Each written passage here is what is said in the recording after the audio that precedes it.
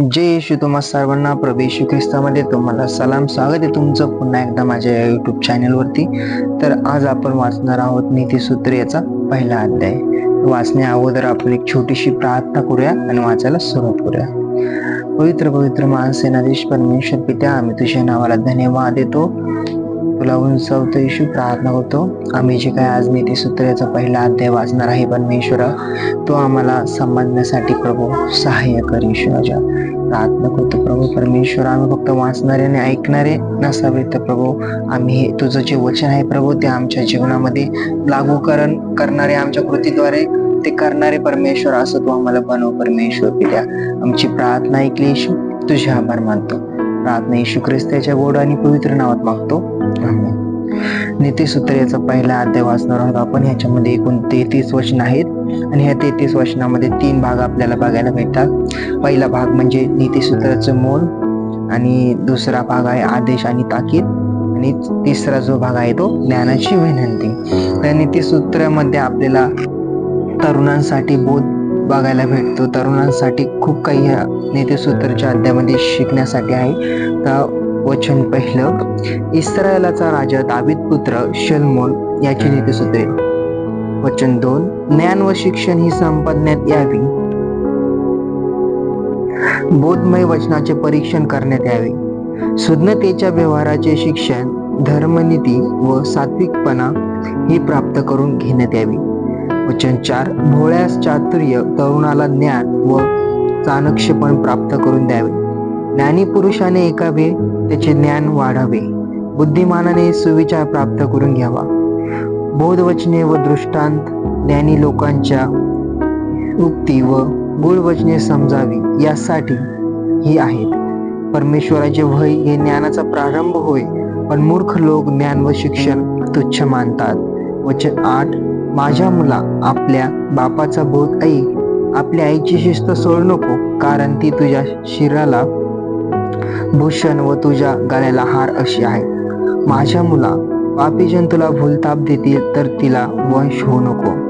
ते म्हणतील आम्हा बरोबर ये, आपण रक्तपात करण्यास टपून बसू, निर्दोषी मनुष्याकरिता निष्कारण लपून बसू, त्यास जिवंतपणीत अंधलोकांप्रमाणे घट्ट करू, गर्तेत गडप होण्याप्रमाणे सात्विकास गिळून टाकू. आपणास सर्व प्रकारचे मूल्यवान पदार्थ मिळतील, आपली घरे लुटीने भरू.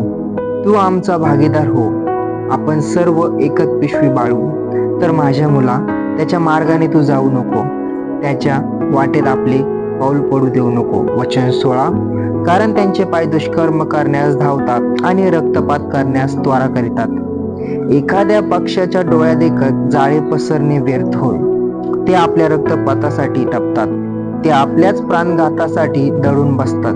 धनाचा लोभ धरणाऱ्या सर्वांची गती अशीच आहे, ते आपल्या मालकाचा जीव घेते. वचन 20, ज्ञान रस्त्यावर पुकारा करते, चव्हाट्यावर आपली वाणी उच्चारते, गजवलेल्या रस्त्याच्या नाक्यावर वेशीच्या दारात घोषणा करते, नगरात आपले हे शब्द उच्चारते. अहो भोळ्यांनो, तुमचे भोळे पण तुम्हास कोठवर अडवणार. धर्मनिंदा करणारी धर्मनिंदेत कोठोर आनंद पावणार, आणि मूर्ख लोक ज्ञानाचा तिटकारा कोठोर करणार. माझा वाग्दंड ऐकून वळा, पहा मी आपल्या आत्म्याचा वर्षाव तुम्हावर करीन. मी आपले वचने तुम्हास कळवीन. मी हाक मारील पण तुम्ही आला नाही, मी आपला हात पुढे केला पण कोणी लक्ष दिले नाही. तुम्ही माझ्या सर्व बोधाचा अभेद केला व माझा वाग्दंड मुळी जुमाईला नाही. ह्यास्तव तुमच्या विपत्काली मीही हसेन, तुमच्यावर संकट आले असता मी थट्टा करीन. वादळाप्रमाणे तुम्हावर संकट येईल आणि तुफानाप्रमाणे तुम्हास विपत्ती प्राप्त होईल. विपत्ती व उद्रेक हे तुम्हावर ओढवतील.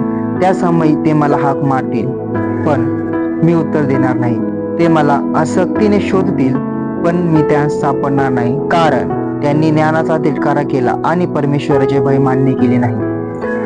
त्यांनी माझ्या बोधाचा अभेद केला, त्यांनी माझा वाग्दंड तुच्छ केला. म्हणून ते आपल्या वर्तनाचे फळ भोगतील, आपल्या मसलतीचे भरपूर फळ भोगतील. कारण भोळ्याचे भलतीकडे वळणे त्यांच्या नाशास कारण होईल.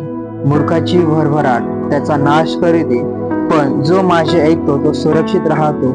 आणि अरिष्टाची भीती नसल्यामुळे स्वस्थ असतो. आमेन. परमेश्वर देव वाचलेलं वचन आशीर्वादित करो.